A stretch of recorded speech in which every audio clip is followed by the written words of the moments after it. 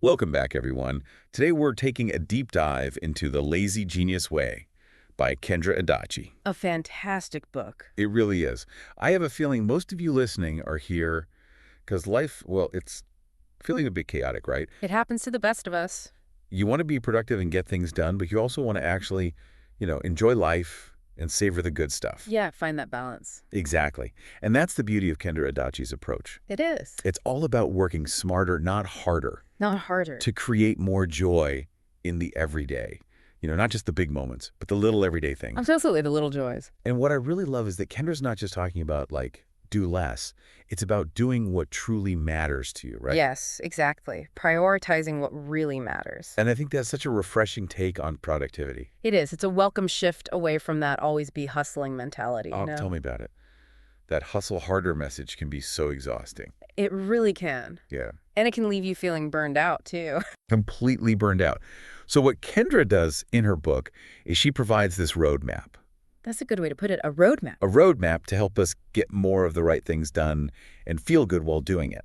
It's not just about efficiency. Right. It's about feeling good about how you spend your time and energy, That inner peace. Yeah, exactly. Finding that inner peace while still making progress. Okay, so let's unpack this whole lazy genius thing. Is it really possible, do you think, to find that sweet spot where we're achieving our goals, we're checking things off our list, but we're not turning into robots in the process?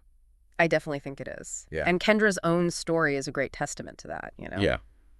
Because she seems to have a pretty full life, right? Oh, she does. She's got a family, she writes, she's got all these projects going on, but she always emphasizes that balance. Balance is key. Yeah. And one of the best examples of this, of finding that balance, is this anecdote she tells about a breakfast meeting. Breakfast meetings. Oh, boy. Yeah. Always tricky. Right. So picture this. Kendra is working at her former job, Okay. and she's tasked with, get this, making French toast for a meeting For a meeting? With who? with senior staff, important people. Oh, wow. It's pressure. Right.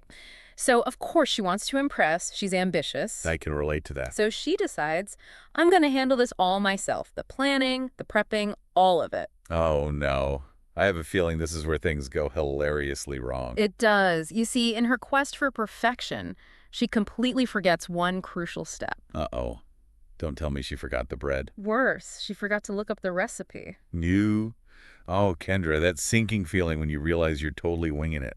And for senior staff, no less. I can only imagine. Yeah. So what happened? Did she end up serving them burnt toast with soggy eggs? Pretty much. She describes it as experimental French toast. Safe to say, the senior staff was not impressed. Oh my gosh, I can just picture their faces. It's a funny story, but it illustrates a crucial point. Sometimes hard work alone, it's just not enough. It's not. We need a plan, a strategy. We need to know where to focus our energy. Exactly. It's about working smarter, not just harder. And maybe, just maybe, remembering to check the recipe. Always check the recipe. Okay, so how do we escape this all-or-nothing mentality and move towards a more lazy genius way of thinking?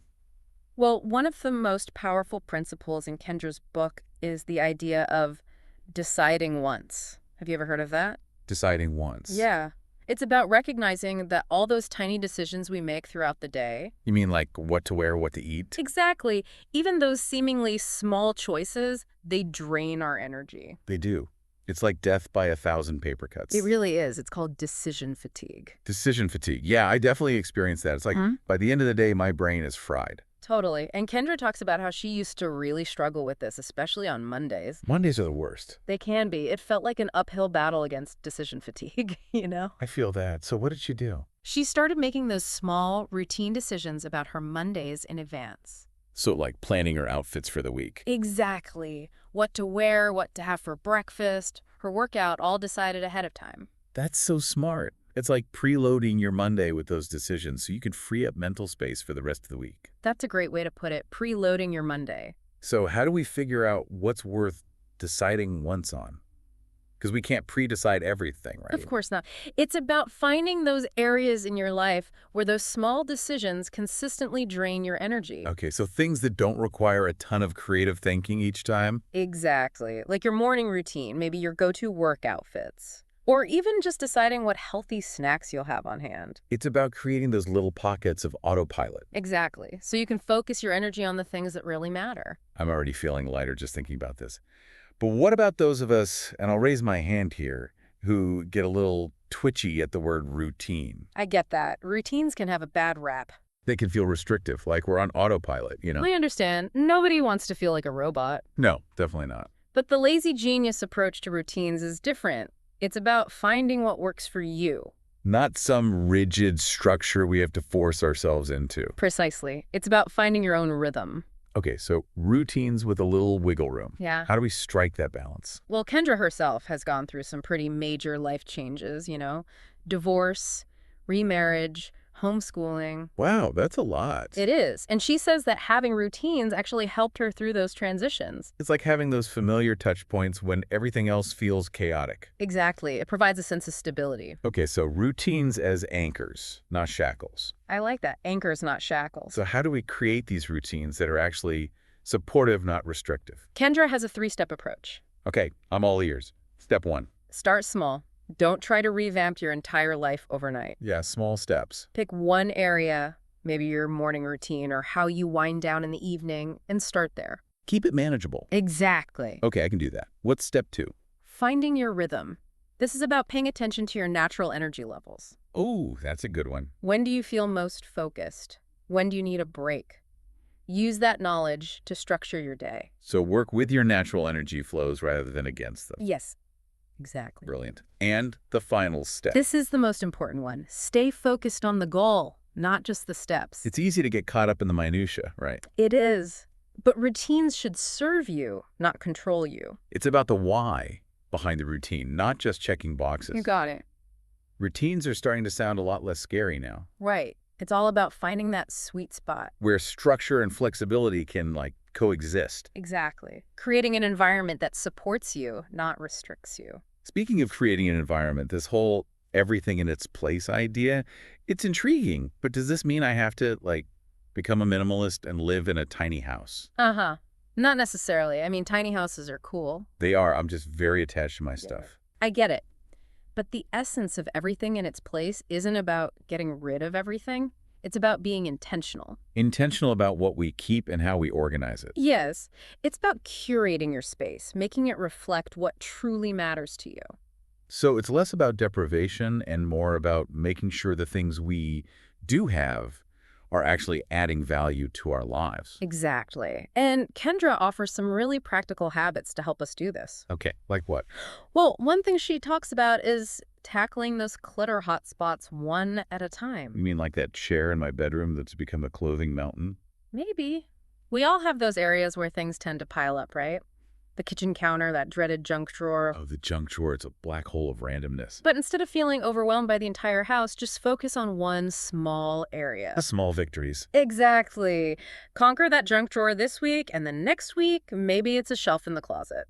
That makes it feel a lot less daunting. It does.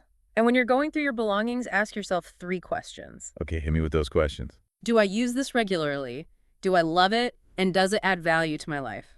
If the answer is no to all 3, It's probably time to let it go. I'm feeling a major closet clean out coming on this weekend. Go for it. Okay, before we move on, there's one lazy genius concept I'm really excited to dig into: batching. Oh, yes. Batching is a game changer. It feels like a superpower for anyone who, struggles with juggling multiple tasks and feeling scattered all the time. It is. It's about grouping similar tasks together so you can work more efficiently. Streamlining the process. Yes. Kendra actually used this when she ran her bakery, the Sugar Box. Oh, wow. I can only imagine how much baking she had to do. Hundreds of cookie orders. Can you imagine? That sounds intense. So how did batching help her with all of that? Well, instead of baking each order individually, which would have been chaos, Yeah, constant back and forth. right, she grouped similar steps together. Like she'd prepare the dough for multiple orders at once, Oh. then bake them all together, then package them all at once. It saved so much time and energy. It's like creating an assembly line for your to-do list. Exactly. And this can apply to so many areas of life, right? Laundry, meal prep, emails. You got it. Even errands or like catching up with friends. Batch those phone calls. Exactly. I've started batching my grocery shopping, and it's been life-changing. I bet. No more multiple trips to the store. Nope. One big shop on Sunday, and I'm good for the week. That's amazing. It frees up so much mental space. It really does. Okay, so we've talked about optimizing our routines, our space, our tasks, We have. but something tells me there's more to this lazy genius puzzle. You're right, there is more to it. I knew it. We've talked about all these amazing systems and strategies, right? But there's a crucial piece we haven't touched on yet. Okay, I'm intrigued. Lay it on me. It's being kind to yourself. Self-compassion. Exactly. Because we can have all the systems in the world, but if we're constantly beating ourselves up, It's not going to work. exactly. It's like we're trying to run a marathon with a backpack full of rocks, you know? Oof, that's a heavy image. Right. And Kendra really emphasizes this in the book. Yeah. She shares the story about a time when she was feeling really overwhelmed as a parent. I think every parent can relate to that. Oh, absolutely. So she goes to her husband looking for reassurance. Hoping he'll say, like, you're a great mom. Exactly. She wants that validation. We all do sometimes. Right. But instead of just saying those words, her husband asks her something really profound. Okay, what did he ask? He said, "Would you have believed me if I had said that?" Wow. It stopped her in her tracks, you know? It makes you think. It does, because even if he had showered her with praise, it wouldn't have truly resonated. Because she wasn't giving that same kindness to herself. Exactly. And I think that's such a powerful lesson. It is. We can't rely on others to fill our own cups, so to speak. Exactly. And that's why self-compassion is so fundamental to the lazy genius way. It's not just about getting things done. No. It's about feeling good while you're doing them. Yes. It's about that inner peace we were talking about earlier. Okay, so how do we actually cultivate more self-compassion? It can feel kind of abstract sometimes. I know what you mean. But Kendra breaks it down into 3 simple habits. 3 habits. I can handle that. Hit me.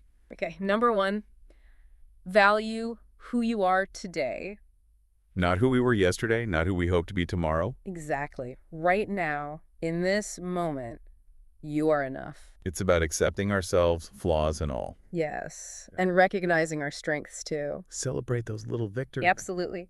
Okay, habit number 2 is to embrace your potential.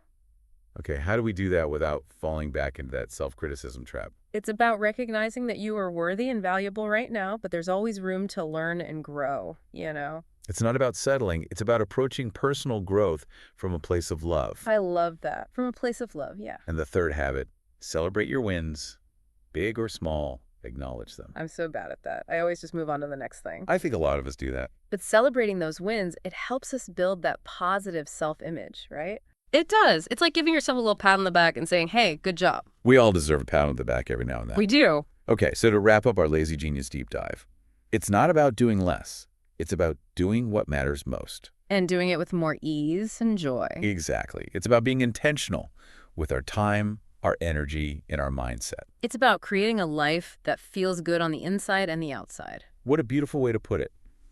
I don't know about you, but I am ready to embrace my inner lazy genius. Me too. Any final words of wisdom for our listeners as they embark on this journey? Pick one thing that resonated with you today and just start there. Start small, be consistent, and remember to be kind to yourself along the way. I love that. Start small, be kind. Exactly. And don't be afraid to experiment and see what works for you. You got it.